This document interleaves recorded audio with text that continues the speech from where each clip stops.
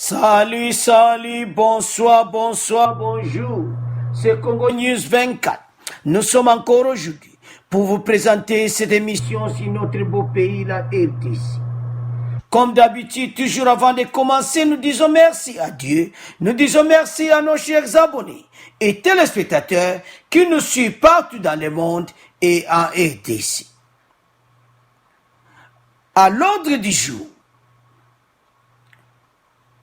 les États-Unis viennent d'annoncer une aide de 600 millions de dollars.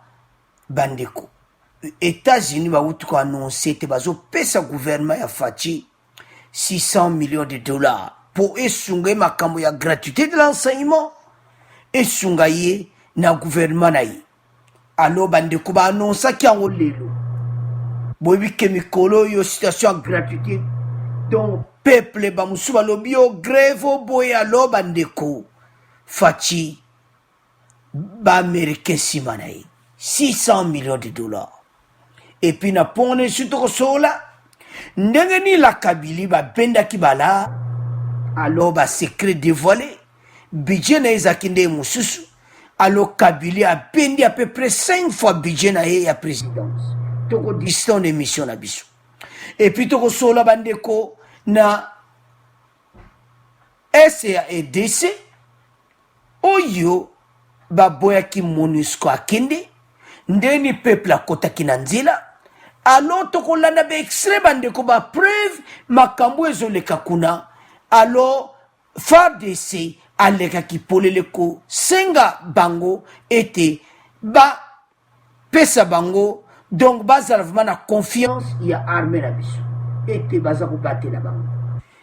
Et puis MONUSCO batika MONUSCO avanda babebisa ba programme bazana ngote tokolanda be extrait na masolo nyonso na ba 600 millions de dollars toko pesa bino be extrait bandeko biso ya toujours na ba preuve na émission oyo. Alors boyebisa bandeko ete émission bandi eza somo. Alors commençons avec le premier point. Situation à est de la RDC, ADF et puis ndenge nini Beni Ezaya Koyinda et puis Masolo Ndenezo le Kakuna. Alors, commençons avec le premier point. Alors, commençons avec le premier point. Le commandant du secteur opérationnel Sokola 1, le général de brigade Jacques Chalingonza a appelé la population de Beni au calme après des manifestations de jeunes observées jeudi à Beni et vendredi dans cette partie du Nord Kivu.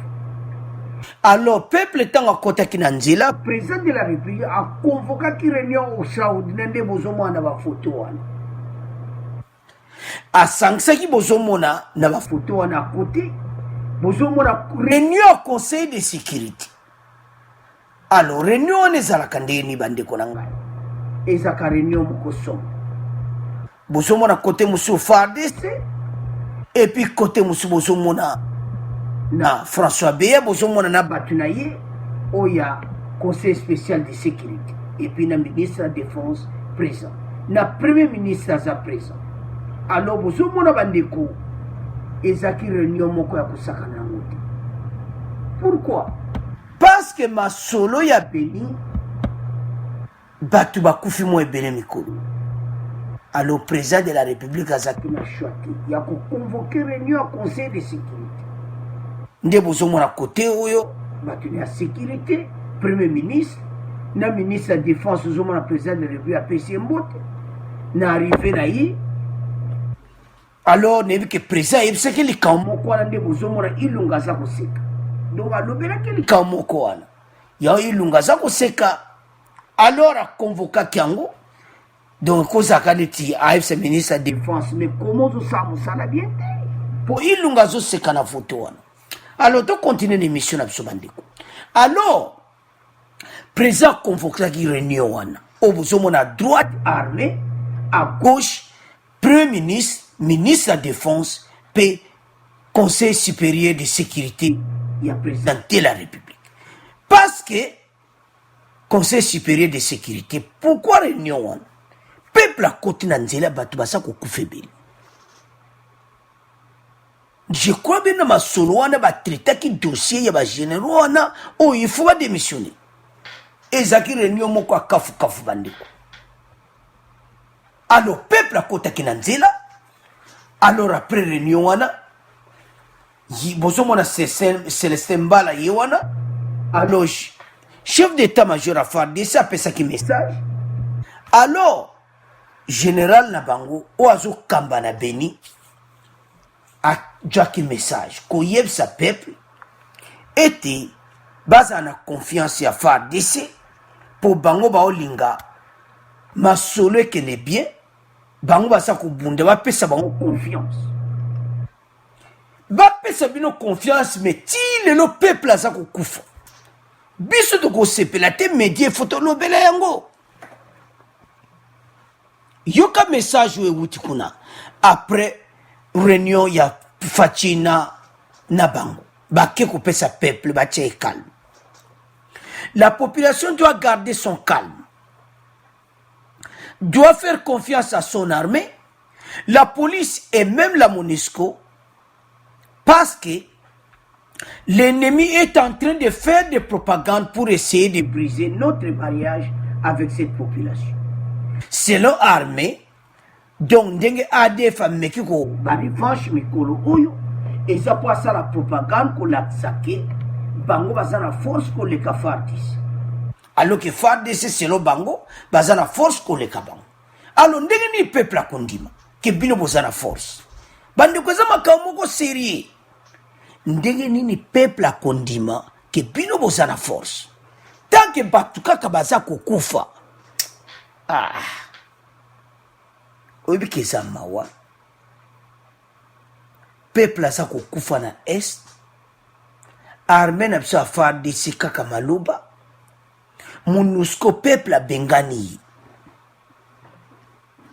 yo ministre de défense maloba na yo et pas ba généraux ba ki ko tia peuple kan.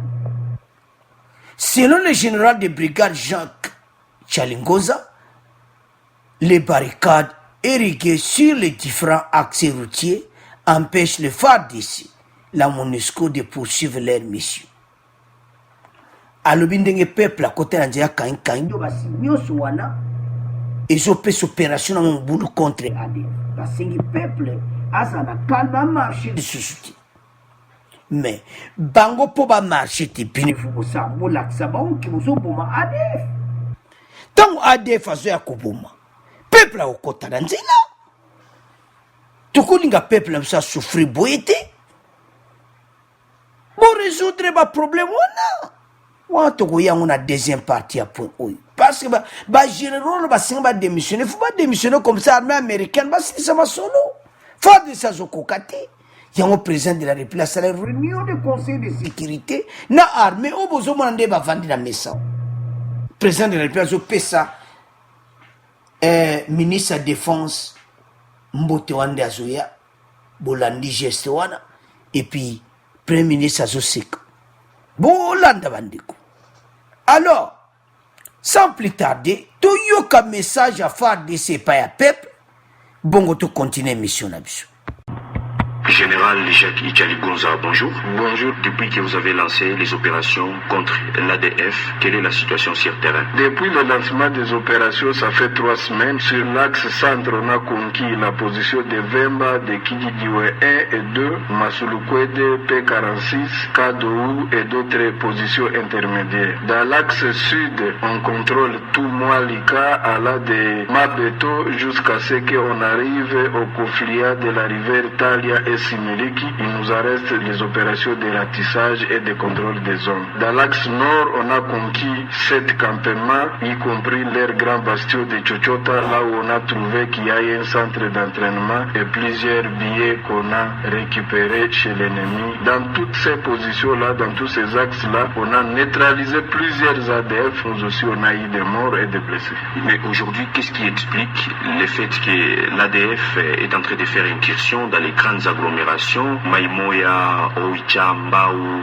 Beni, et les populations civiles. Vous savez aussi que l'ADF a déjà fait plus de 30 ans ici dans le territoire de Beni. Vous savez aussi le mode d'action de l'ennemi, c'est un ennemi terroriste, impéré qui évite le combat avec les FARDC et il contourne parfois nos positions pour venir s'attaquer et tuer la population innocente. Il est en train aussi de chercher à briser le mariage entre la population et son armée. Nous continuons toujours à travailler sur ça pour sécuriser notre population et éviter toutes ces tueries-là. Et que répondez-vous à ceux qui disent qu'au lancement de ces opérations, vous n'avez pas mis en place un plan de contingence des grandes agglomérations et c'est ce qui expliquerait les récentes tueries des civils dans la région de Beni et précisément aussi dans la ville de Beni? Nous avions mis un plan de contingence par rapport à notre évolution. Nous avions commencé d'abord par l'axe de contrôle des zones et de bouclage pour chercher l'ennemi qui est à l'intérieur, en appui à la police. Avec ces plans-là, on continue aussi à les réajuster. Nous y travaillons ensemble avec la police et la MONUSCO pour que la population soit sécurisée. Et ces plans existent et ils existent bel et bien. Est-ce que la MONUSCO apporte son appui à ces opérations contre l'ADF?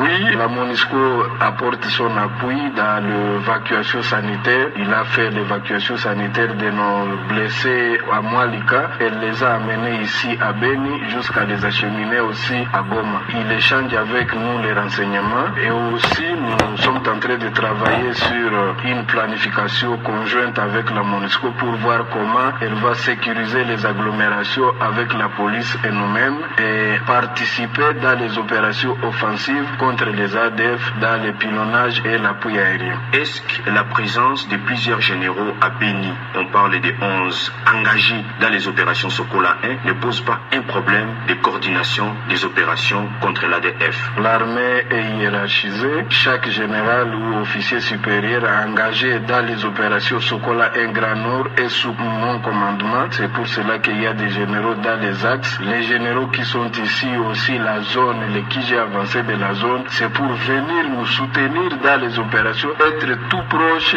du secteur opérationnel Sokola 1 Grand Nord, là où la zone a mis son effort principal. Le seul commandant des opérations, c'est moi-même, le général Tchaligondo Ndorujak, qui est devant vous. Quel est votre message à la population de Beni aujourd'hui qui observe que les tueries continuent et du coup cela crée des tensions dans la ville? La population doit garder le calme, la population doit faire confiance à son armée et à la police nationale congolaise, même aussi à la MONUSCO, parce que l'ennemi est en train de faire des propagandes pour essayer de briser notre mariage avec cette population, que la population ne puisse pas jouer les jeux de l'ennemi. Lorsque la population bloque la route, tous les accès et les usines, ça complique le travail de l'armée et de la police et la MONUSCO sur terrain et ça ne facilite pas l'intervention rapide là où nous pouvons nous voir pour aller aider la population et continuer avec les opérations en profondeur. Elle doit vraiment se comporter avec une grande responsabilité pour nous soutenir, pour qu'on puisse mettre fin à cet activisme des groupes armés comme a été prôné par le commandant suprême, notre président de la République, son Excellence Félix Tshisekedi. Général. Alors, chers téléspectateurs, Tolandiwan, message Fati apesa bango, eza ite basilisa ADF bazokokati. Eza clair. Eza clair bandeko zango makama gauche toi le général Jacques Chalingoza à répondre na ba question batuni na ba journaliste. Eza mawa na conférence de presse wana parce que peuple azana colère. Alors le colomoni président de la République avandi wana conseil wana bomoni chef armé bazawana ministre de défense zawana masolo eza ya kuyinda. Bolandi wana ya lobike bazuzu bakwenyi baju ba place ba ADF mais ADF azo jouer jeu moko important. Nde bolandi wana. Yazo lukata bomi population pour population se révolter contre armée. ADF pas sa stratégie naï. Ba se plier na bon en civil na mundu ki na yemba mo bomi peuple. Donc mouvement ya ADF et ça mouvement moko ya ba terroriste. Et ça mouvement mo mabe. Alors ba batu yo penza. Et ça passe ne ba kota na mboka na biso. C'est pour cela masolo oyo l'era la Kabylie bajwaki yango sérieux. Bajwaki yango sérieux te poso bajwaki yango sérieux. Mais pendant 18 ans Kabylie basali na pouvoir. Bajwaki makambo sérieux te. Siko ba ils ont ba généreux belé boy na Beni. Ba généreux belé boy. Écoute, créer des ordres de thé. Bah, tu n'es question. Alors, chaque général, il m'a dit, Tala. Bah, le bateau, yo, présent, il faut, bandeko. Bon, c'est un message, parce que la situation est sérieuse. Bon, il y a une question, on a battu, bah, général, belé, bon, en front. Et c'est quoi, ça, non, bah, il y a le bio, le général, ça nous ça, alors, na réunion président de la République na conseil de sécurité et Salamaki ezali que situation ici là makambo ezala lisusu te peuple akufa lisusu te na Beni parce que tolembi la peuple aza ko souffrir na Beni na ndenge moko impossible. On ne peut pas comprendre ça. Alors chers téléspectateurs, toyaka pour te passer un message. Toyaka pour te passer la vérité ni les akoleka. Parce que peuple a lobby assez, c'est assez, tolembi. Tango peuple a lobby tolembi ko. Alors tango peuple a zoloba ke tolembi bandeko, eza seni. Tolandi wana.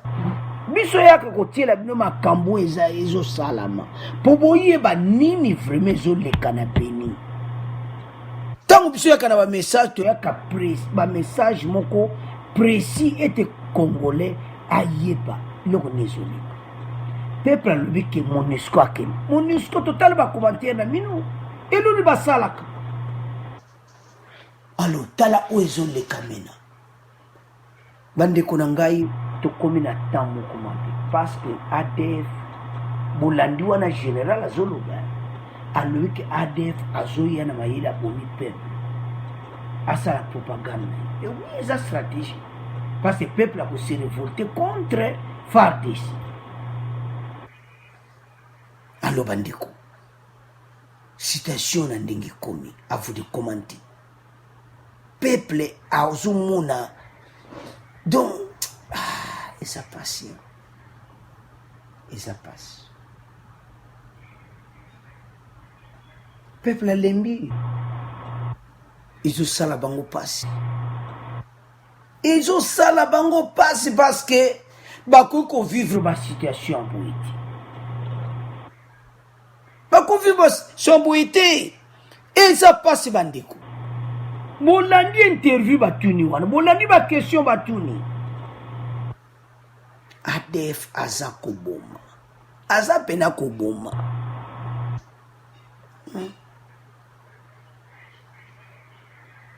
Alors, ba généraux wana toujours monaki ba suspect ba mususu. Nandinga mabete bandeko. Parce que tu n'es question ba généraux belé bona fou. Parce que ça le côté. Bolungula ba généraux 4 wana na 3 no batanga ki balongwa nanu. Ba numbi wana nyoso numbi azawana longwa. Nani tango for balongola ki epe na mususu balongola nanu bango. Eno ni baba zo sala. Peuple na Beni asa. Armée américaine peut battre stop. Babito kota wa solo property soki batuana balongwiti. Eza koyinde za mobulu. J'assume na conseil de sécurité des présents vandiwana. Ou esalamaki lobby do masolo eza mosute kayango ministre défense wana botala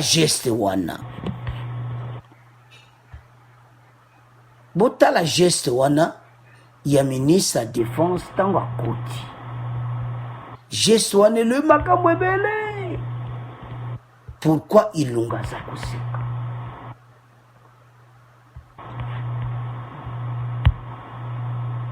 pourquoi ilunga aza koseka makambo président de la république ayebisi ministre ya défense bandeko fo totala ntango azokɔta na réunion président ayambi ye premier ministre ilunga aza koseka makambo président ayebisi seke président lobi nini likambo moko wana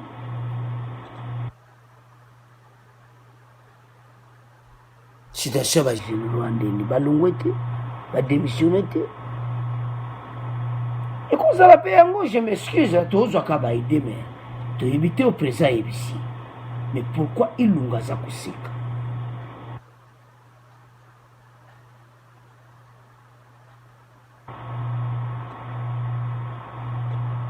ministre ya défense aye na réunion parce que eza réunion spéciale makambo ezoleka na no toli makambo wana esalama lisusu te esalama lisusu te peuple aboyi balingi kimi ezala alors bandeko réunion monene boya conseil de sécurité bolandi batuni bango bakestion ezosala mpasi komona ke masolo ya este ewumeli tu peuple akufi mingi yango peuple abeni atelemi akote yaki na nzela selon armée balobi adf aosala baje wana mpo batia bango division na peuple non batia bino division na peuple te bino boosala mosala malamu te tolembi peuple congolais alembi kokufa alo bandeko bolandi interview wana o batune ya armée bolandi masolo wana alors à vous de commenter bandeko parce que situation ya beni fo esila banani bakosilisa yango baaméricain bakosilisa yango me ndeni bakosilisa yango il faut bato wana bagénéraux wana balongwa mpo ilunga azoseka c'est-à-dire président de la république ntango ye azokɔta na réunion président ayebisi elika botala bino mo geste wana pourquoi ilunga azoseka makasi donc président félix ayebisi elika moko wana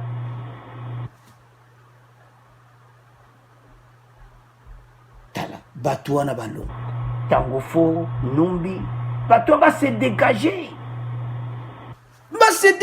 base masolo ezalaki somo baaméricain bakɔta nzela masolo ya este esila pasi bafigure wana baza na pension na bango balongwa alors réunion oyo ezalaki spécial bato wana ifo babenga balongwa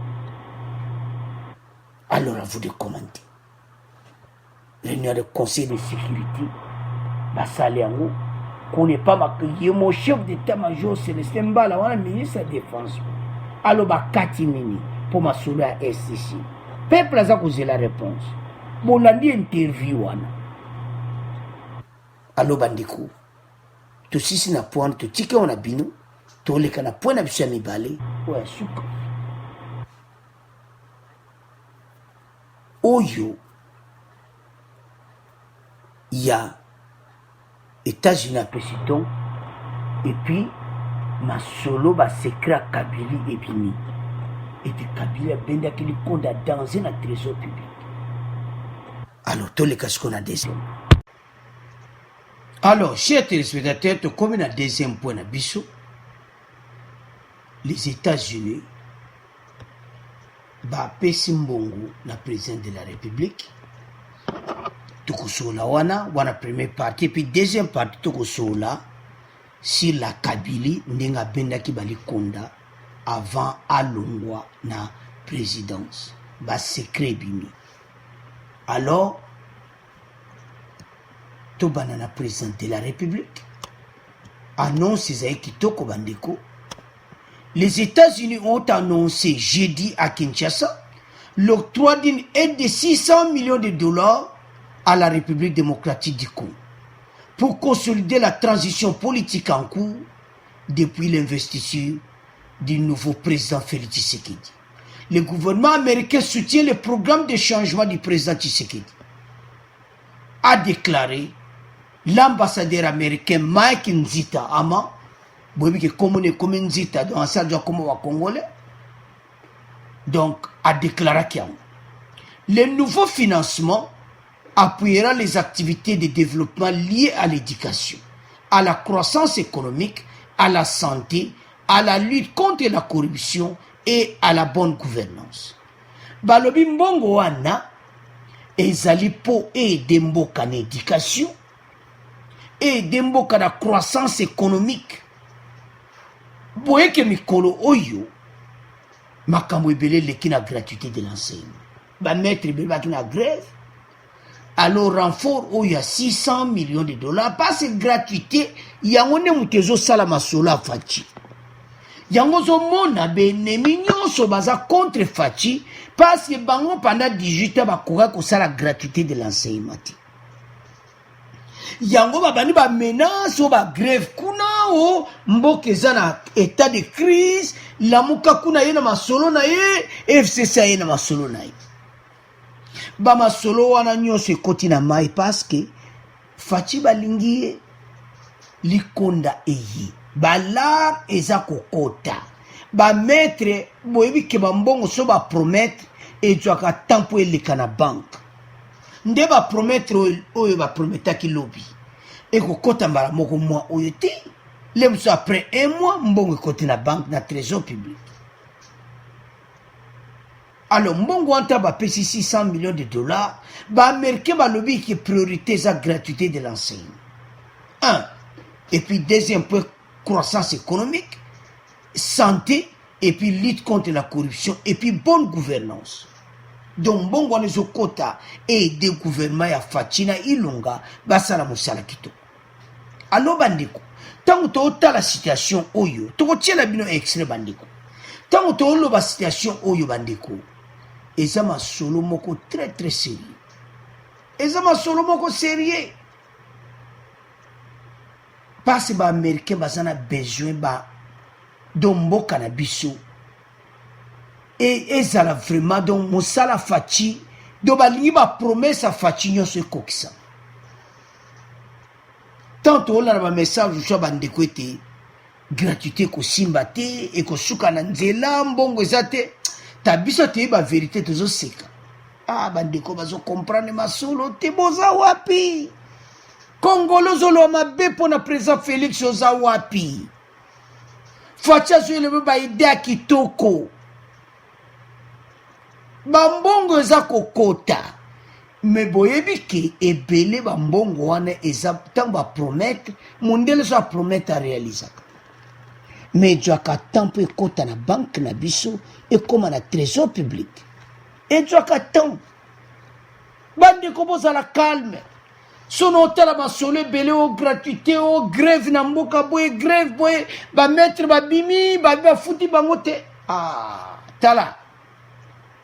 Et loka kitoko tango yaka makelele yaka Faci boye bakeza nzambe mutatinde la biso yi. Et belin son atala bomba dutu bazana ngo pona Faci esala ngana mawa na pasi. Pour suivre vraiment présent ya boui. Aza ko ede mboka 100%. Mais bino bozo comprendre te bandiko. Nzela oyo tozana ngo. Tozana nzela kitoko. Botika ko bebisa.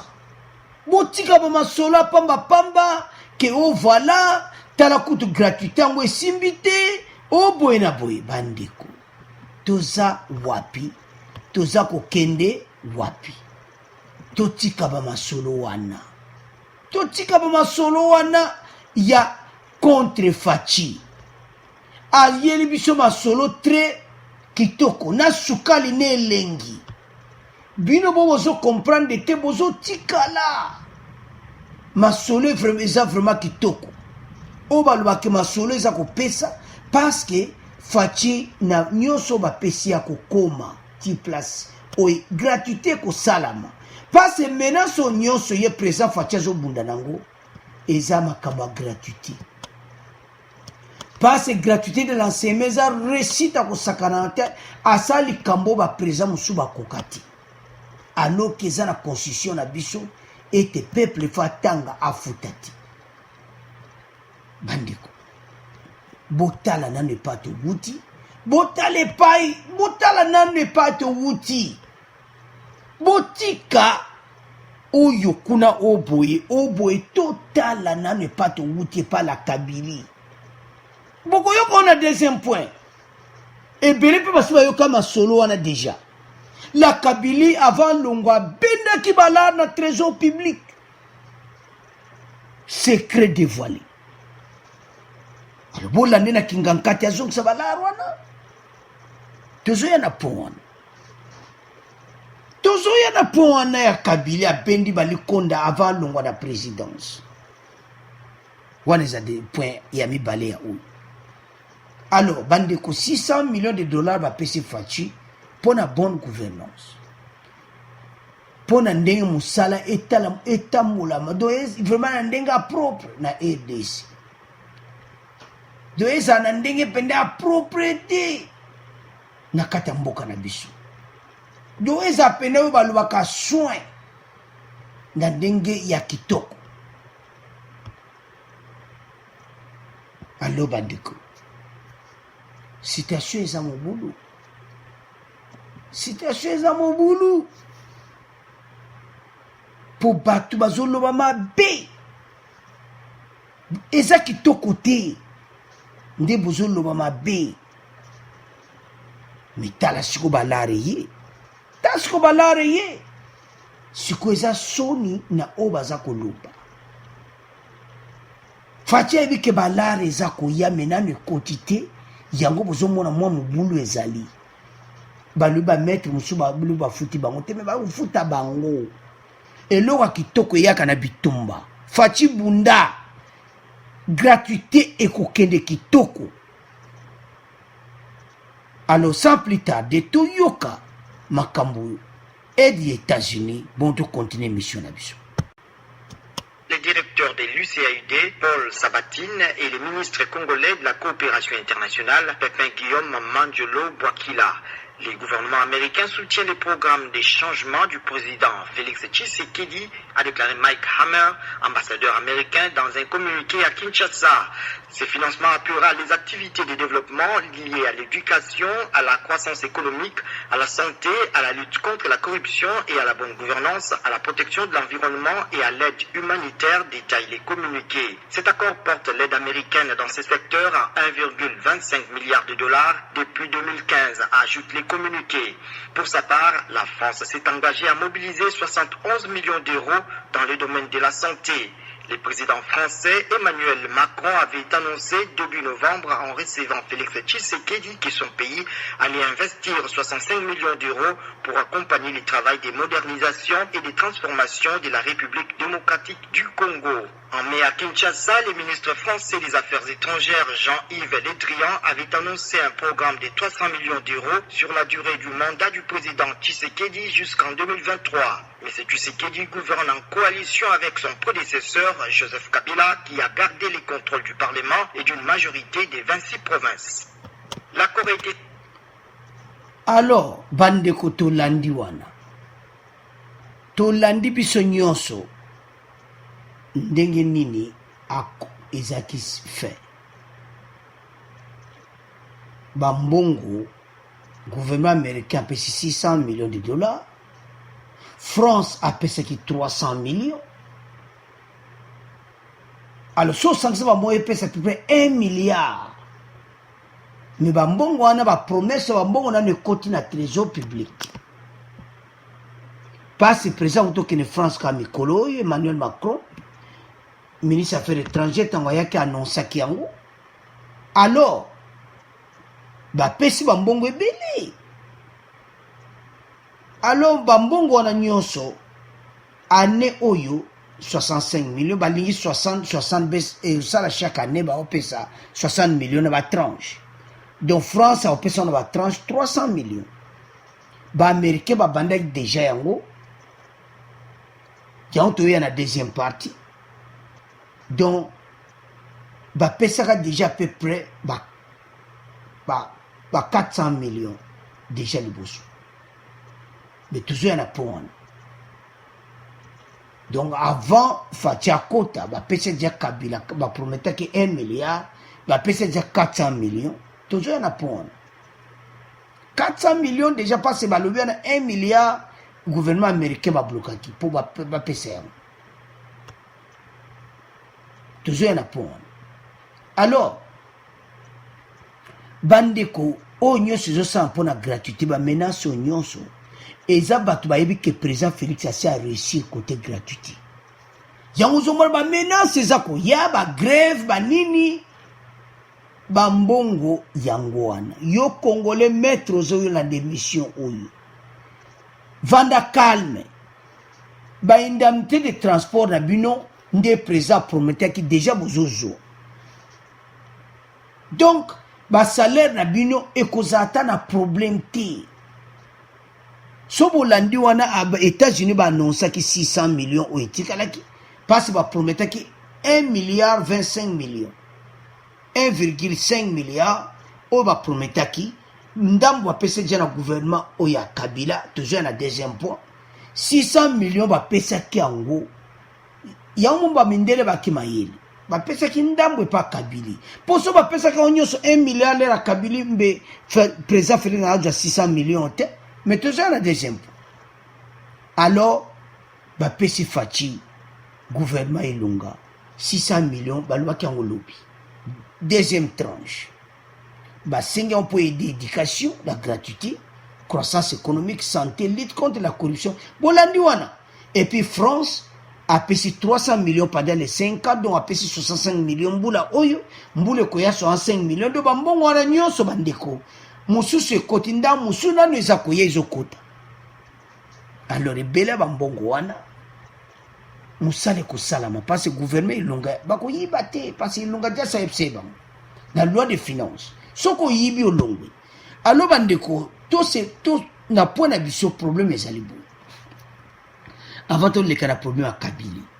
Problème eza que pas président Félix batu ba moniki assez a réussi. Oyo gouvernement Kabila ba kuwa kite gratuité ya kokiambo. Alors ba grève ezo salama partout wana bandeko za ba menace.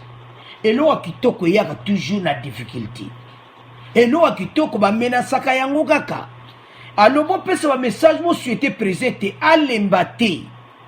O nyonso bazo menacer ba mbongo ngwana ye à peu près 1 milliard ba annoncé 600 millions ba annoncé ngo et puis 300 millions ba français ba pesi.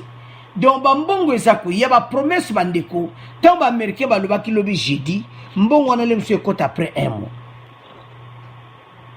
Mais boye ba ke bambongo ezako ya bozala calme fatia du mbongo osala musala mutako yiba tena gouvernement ilunga mutako yiba sati gouvernement fachi ba ko yiba te so ba yiba ko longwa misala ba ministre wa nyonso yango fachi aboyaki ba ministre wa kala pone 600 millions yo ndenge yiba tant ko yaba jiba pesi na chaque ministre mbongo na pesi ça ministre doit 1 million doit 1 million doit 1 million doit 1 million une éducation doit 2 millions pour la gratuité de l'enseignement ba futaka ba enseignant sans problème.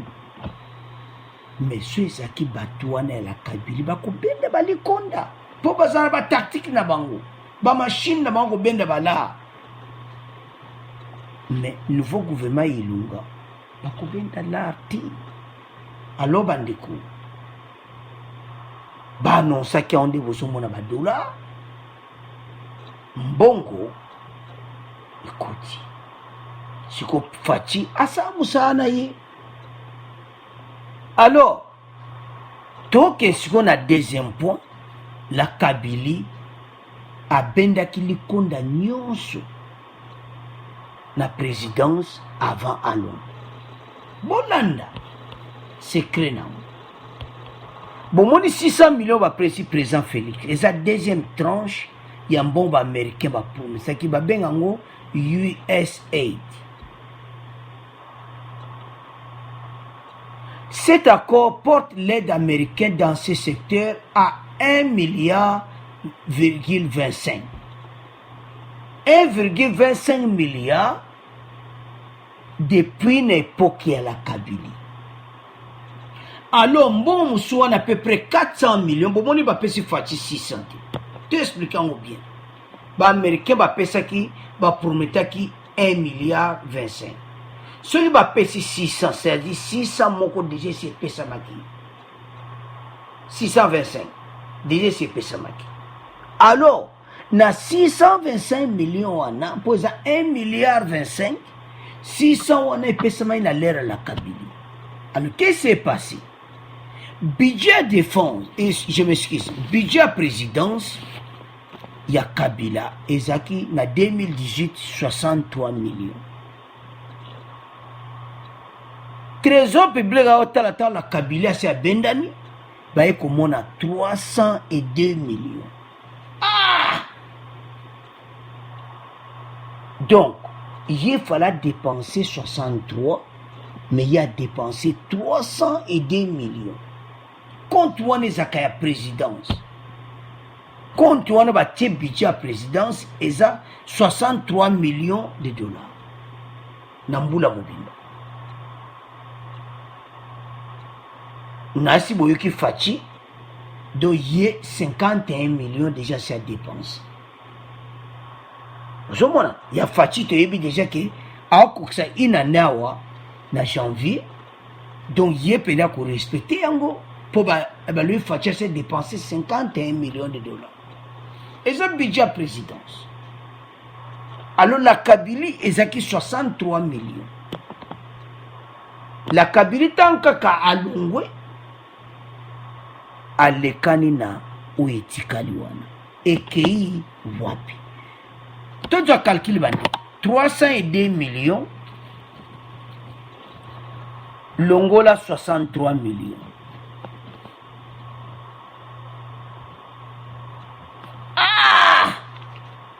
239 millions la Kabylie à l'Ekanina. À quel on a Kingankati. Bonjour mon Makambango. Bonjour mon Makambango. Budget n'est acquis 63 millions. Mais la Kabylie a dépensé 302 millions. Et qui wapi. Ah. Bon. Fatia a voyagé. Il y a un temps Sabino Bolande. Fatia a voyagé. Et c'est Kabylie a voyagé. Sikoyo 302 millions en ati yango wapi na Kingankati. Ah! Yamba merki bazana kole. Ya gouvernement ya Kabylie passe ba iba vérité. Passe ba on tu ba kodaki 1 milliard 25 wana. Ba pesa ki wana depuis ba loki depuis 2015 ba lobaki. Donc, le gouvernement Tchibala, c'est 1 milliard, donc 6 millions 25 wana, et que 625 millions wana, parce que Fatia dit Ndambu wana. Ah, bah, mindele ba maïle, si on va penser qu'il n'y a wana l'air la Kabylie, 1 milliard 25 wana. Mais nous, on a été. N'est pas Fatia, ce qu'on va y 600 millions. Ndambu wana va penser la Kabylie. Et puis, va bon belé, va si va benda qui mais si koyo. Et l'eau va trois à couteau. Budget la Kabylie a présidence et ça 63 millions. Comment il y a benda qui 302 millions? Il a dépensé. Et ça mawa. Et ça mawa. Et ça passe, bande konanga, il passe. Comment on a vu le Kaboye, peuple congolais a besoin de Mbongo, la Kabylie a bendi bala. Et c'est belé. Et c'est belé. En 2018, Kabila a consommé à peu près 302 millions. Alors que le budget est à 63 millions. Si vous avez un solo déjà, mais tu as un point où tu tiens parce que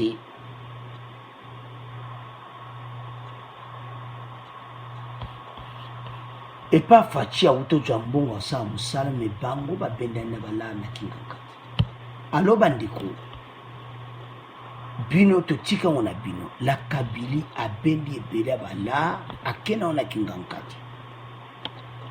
do budget nezaki 63 millions en 2018 do yena ba désordre na élection tout ça do Kabylie pena pampa na trésor public 302 millions élection na compte na et puis mbamo akekingangati au voyage à Kati. Siko, preuve nini 302 millions no sali nango nini. Budget les a 63 millions, mais dépensé plus de 239 millions. Donc, na Kingankati a benane à peu près 200 et quelques millions à l'écran na onzi.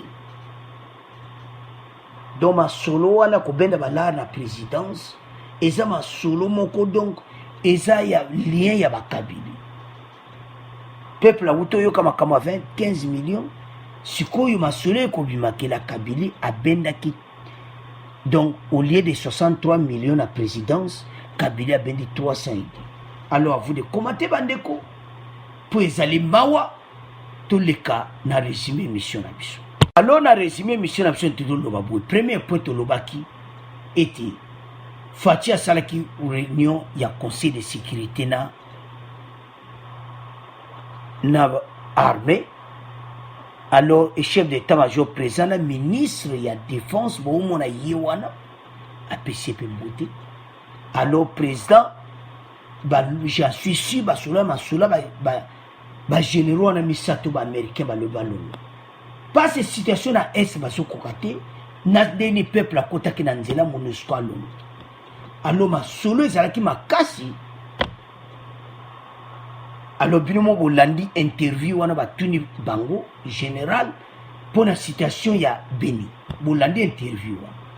Et puis la deuxième point, le point il y a 600 millions présents pour la musala continuer nango. Et puis point ya Kabylie ndenga bendaki au lieu de 63 millions à dépenser la présidence, Kabylie a dépensé 302 millions en 2018. Mboki ko bonga ndenge nini. À vous de commenter. To comme na fait mission na biso, merci na de bolande mission oyo, merci na ba commentaire na bino, merci bande ko boye se bande ko ba s'abonner massivement parce que y a bien mission toujours na ba preuve à l'autre sengi boye de Congo News et te musale ke liboso. Alors à vous de commenter, au revoir, à la prochaine.